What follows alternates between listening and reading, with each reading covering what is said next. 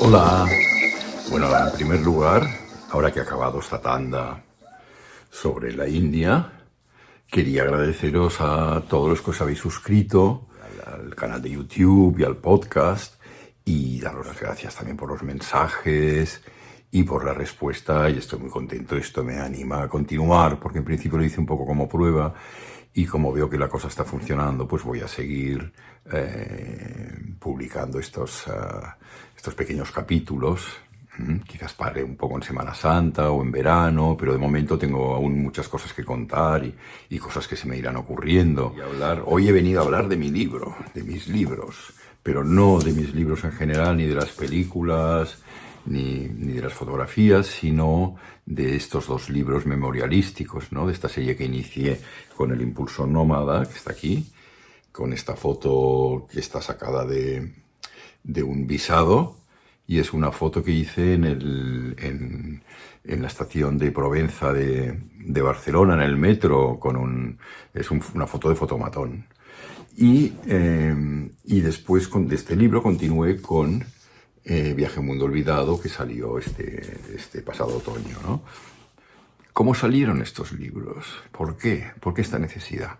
Bueno, yo había escrito sobre Sócrates, de los genios, sobre los árabes del mar, sobre las almas y el animismo, es decir, había hecho como investigaciones, siempre desde un cariz así antropológico, y había hecho todos mis estudios y así, ¿no? Pero quise contar lo que había detrás de todos estos trabajos.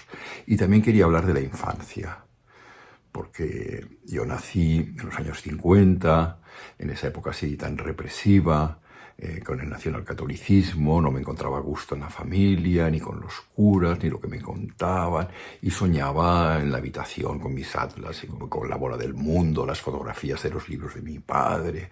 Todo eso me hacía soñar. Entonces quise escribir sobre estos años, que fue como una especie de autopsicoanálisis, porque además era como un ovillo que iba tirando del hilo, y unos recuerdos tiraban de otros, y comenzaron a aparecer recuerdos que yo no recordaba. Y bueno, muchas cosas. La muerte de mi padrino cuando yo era muy joven. Yo asistí allí en el lecho de muerte, todo aquello tan tétrico, en uno de esos pisos de Barcelona oscuros, donde reina el horror vacui, lleno de fotografías de abuelas y bisabuelos y personas que yo no sé quiénes son y que se han perdido ahora para siempre, porque si quisiera saber, como un álbum que aún tengo, que conservo, de fotografías, ya no sé quiénes son aquella gente. Cuando se te muere alguien, se quema un disco duro, ¿no? Y ya cuando se mueren la madre o así, pues claro, ya desaparecen todas aquellas historias. Siempre la tenías para decir, ¿quién es esta mujer tan rara aquí? Y siempre salía una historia fantástica. Pues ahora ya ha desaparecido todo, ¿no? Bueno, pues entonces yo empecé a escribir y escribir y escribir. Tenía muchas cosas en carpetas de ideas que se me ocurrían por la noche. De repente me acordaba de algo, de mi abuela,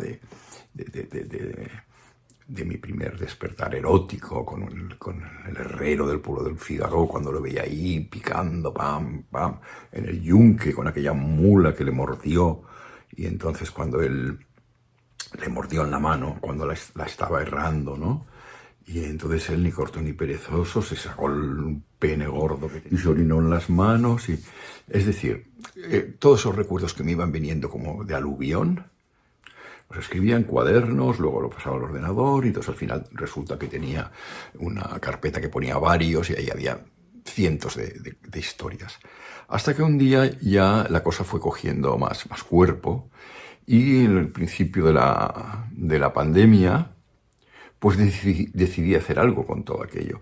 Pero era demasiado la escritura era demasiado extensa, porque todo había ido creciendo como de una manera orgánica, ¿no? Como esas cajas Petri que los científicos ponen un caldo de cultivo y colocan una bacteria o algo y empieza todo como a crecer como un soufflé, ¿no? Como si hubiera levadura. Lo que yo escribía también ocurría esto, aquella carpeta que cada vez era más grande. Y entonces pensé que allí había que hacer algo, había que entrar con un hacha, porque, con un machete, ¿no? Tipo selvas, porque era demasiado extenso, ¿no?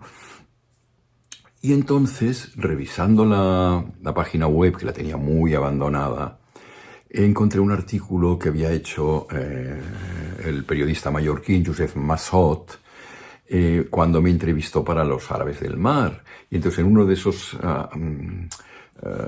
cuadrados, de esos apartados que tanto gustan a la prensa, que queda muy bien, ponía El impulso nómada de Jordi Esteva. Entonces yo dije, ostras, El impulso nómada. Qué buen título. Porque yo casi siempre, cuando he escrito un libro, ya tenía el título. Y eso determina mucho lo que va a ir dentro, ¿no? Es lo que hace como que acota, ¿no? Los temas. Y también tenía la primera frase y la última. En el caso del impulso, bueno, no lo voy a llamar un impulso nómada, de esa carpeta que ve tantas cosas, tenía al principio, que era un día me iré y no me veréis más, que es algo que siempre les decía a mis padres cuando quería esconderme y no aparecer, y solía hacerlo mucho, pero al final era yo el que me cansaba y salía del escondrijo, ¿no? Como también me encantaba especular con cómo desaparecer y que se pensaran que me había muerto, entonces acudir el día del funeral o no sé qué, a ver quién iba y si estaban tristes o qué, bueno, una falta de cariño, supongo. O al menos del cariño que yo necesitaba, porque una cosa son las necesidades materiales y otra los besitos y tal, y otra preocuparse por las aptitudes de uno, por lo que quiere ser, por lo que le gusta realmente, etc. Y entonces yo escribí esto: un día me iré y no me veréis más. De niño pronunciaba estas palabras como si a fuerza de repetirlas lograra elevarme por encima del angosto valle. Gracias a los atlas, a los libros de geografía y a los mapas, me aislaba del mundo gris que me rodeaba y viajaba sin salir de la habitación.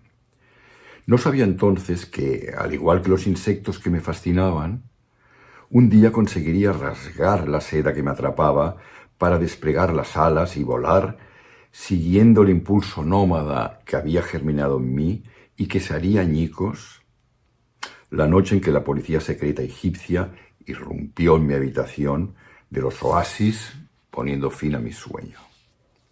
Esto es lo que escribí como el prólogo del impulso nómada, ¿no? Bueno, volviendo a Josep Massot y con el impulso nómada, al decidir el título, todas aquellas carpetas se fueron como recolocando solas. Unas se fueron para aquí, otras para allá y tal. Metafóricamente, claro. Porque el impulso nómada fue un poco como el cedazo que hizo que algunas cosas se quedaran dentro y otras quedaran fuera. Como esas cintas en estas fábricas, estos programas que hacen por televisión, como lo hacen, o que no sé qué, que pasan como, por ejemplo, nueces, pam, pam, pam, pam. Y entonces las que son demasiado grandes caen a un lado, las demasiado pequeñas en el otro, etc. Entonces el título del impulso nómada fue como esa especie de cinta que hizo que algunos temas que ya estaban escritos quedaran no abandonados, pero arrinconados al menos para este proyecto. Porque entonces el impulso nómada era estas ganas de huir, este impulso que yo tuve de dejarlo todo desaparecer, de reinventarme en la otra punta del Mediterráneo. Y así lo hice, acabé en Egipto, donde, bueno, después de estos viajes a la India, de los que ya hablaba y todo esto, pero al final acabé en Egipto, que es donde yo, con el país con el que yo había soñado, y permanecí 5 años ahí, y bueno, era mi país, era mi lugar, ahí me ganaba muy bien la vida, y entonces decidí que todos los escritos que había hecho en el tiempo en el que yo tenía esta necesidad de huir y que me había reinventado y que no pensaba volver, todo eso estaría en este primer libro. No había futuro, el futuro estaba hecho de presentes, ¿no? Y mi proyecto vital era el día a día, vivir en los oasis, con Am Anwar, un músico, un anciano maravilloso, que era el mejor músico de allá, era realmente un artista. Con él fumábamos, bueno, ya os podéis imaginar, las pipas de agua siempre rellenas, con sustancias maravillosas, bebíamos en secreto, y bueno, tuve una amistad fantástica con él y también con su hijo, pero era muy curioso porque a veces me decía, no le digas que a mi hijo que iremos aquí y tal. Y su hijo decía lo mismo, los dos eran como muy celosos de mi amistad, etc. Bueno, de esto ya profundizaré más cuando empiece a hablar más de Egipto y de los oasis. Solo decir que el título fue el que decidió qué temas iban a ir en el libro. El descubrimiento de una sensibilidad, de una sexualidad, de un país maravilloso del que yo no me fui, sino que me echaron. Esto ya lo contaremos, porque me envolvieron en una conspiración de carácter trotskista para derrocar al gobierno por la Fuerza Armada de Egipto. Y bueno, toda una patraña, evidentemente, ¿no? Y también hablo de mi integración en aquella sociedad, con mis amigos. Fueron unos años maravillosos y de repente fue como si el cántaro de la lechera se rompiera, ¿no? Y todo cayó por el suelo y se desmoronó aquel mundo. Bueno, esto es El impulso nómada. En cierto modo es una novela de aprendizaje. Después, aprovechando la pandemia y tal, todos estos, no diría saldos porque sería hacerle un mal favor al próximo libro, que además me parece incluso muy superior en algunos aspectos, que es Viaje al mundo olvidado, ¿no? En este libro, el impulso nómada ya ha desaparecido, al menos el impulso como fuerza vital, como la energía, ¿no? Ya no está ahí. Este hombre, este joven, ya no es tan joven. Al volver, me metí con Pepe Rivas. Me llamó y reflotamos el ajo blanco. Un día haré un capítulo sobre el ajo blanco, o dos, porque se lo merece, y así, pero ya lo haré más para adelante. En este libro narro lo que hice después de esto, que son los libros Mil y una voces, Viaje al país de las almas sobre el animismo africano, Socotra, la isla de los genios, Los árabes del mar. Pero no vuelvo a hacer como refritos, sino a narrar lo que ya está narrado estupendamente, bueno, estupenda o no, pero que ya está hecho, sino un poco el making of, de cómo lo hice, por qué, lo que sentí al hacerlo, las películas, cómo las preparamos, los roces o los problemas, o no, o lo fantástico que fue rodar en equipo. Es decir, todos estos intríngulis que son los que forman este viaje a un mundo olvidado, con reflexiones, pensamientos. Me cuestiono continuamente lo que estoy haciendo. Este libro ya es distinto porque es un libro con billete de vuelta. Yo ya me iba, quizás no con billete de vuelta, pero pensando en regresar. Es decir, el irme de mi lugar de nacimiento para empezar una nueva vida o rehacerme en otro lugar, reinventarme, ese afán ya había desaparecido. También yo ya no era una persona solitaria, sino que ya tenía mi compañero desde siempre, mi marido, que es Jordi Tresserras, que siempre me ha acompañado en estos viajes que describo, ¿no? Y entonces ya no, otro sistema de vida, ya era todo muy distinto. Yo ya regresaba de los lugares, aunque he ido muchas veces, porque he sido una persona que siempre he tenido como esta obsesión. Es decir, primero he ido para investigar, he hecho un trabajo de campo, después he hecho fotografías, he escrito y finalmente, al cabo de unos años, he regresado para hacer películas. Pues todo esto está contado en Viaje a un mundo olvidado. Por eso es distinto. Las dos constituyen estas memorias, diríamos, pero son muy distintos los dos. No sé cuál quedarme. El impulso nómada porque me gusta mucho la infancia, el Cairo, pero es que el viaje a Mundo Buliado también me gusta. Y en fin, igual habrá un tercero, me estoy animando, estoy escribiendo. Lo que pasa es que no sé qué pasará, pero sí, pero no puedo asegurar cuándo.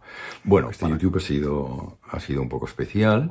Necesitaba hacerlo para contar la diferencia entre estos dos libros. No sé cuál me gusta más, repito. Y la semana que viene prometo, a ver si es verdad y no lo incumplo, regresar a la Costa de Marfil con Adjua, aquella mujer extraordinaria, aquella sacerdotisa, poseída por el espíritu del agua, por la diosa del agua, que a mí me gustaba decir. Pues nada, hasta muy pronto y gracias por seguirme y por todo.